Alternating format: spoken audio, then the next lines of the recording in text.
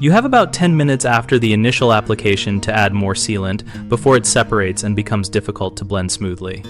For time-sensitive sealant application, start with a clean, dry surface and maintain a steady bead pressure to avoid gaps. Tool the sealant within the working time by running a wetted finger or a concave paddle along the joint in one continuous motion to compress and shape the bead. If you need to add more sealant, do so within the first 10 minutes and immediately retool the joint so the new material fuses with the fresh bead. After that window, the two layers will not meld and will look uneven.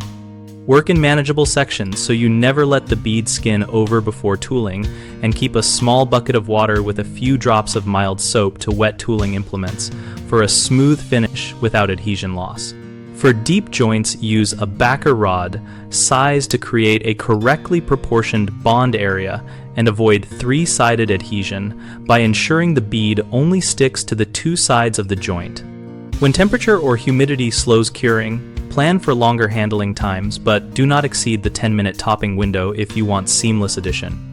3 common mistakes are waiting too long to add more sealant, using an incorrect backer rod or none at all, and overworking the bead, which can drag contaminants into the joint. If you wait too long to touch up, you will see a visible line and poor adhesion, so always add material within 10 minutes or cut out and reapply for a uniform look. Using no backer rod often leads to excessive material use and improper joint depth, so select a foam rod that matches the joint width and compress it lightly to the proper depth. Overworking the bead with dry tools or dirty hands can cause tacky residue and poor finish, so keep tools wet and clean and do the final profile in one smooth pass.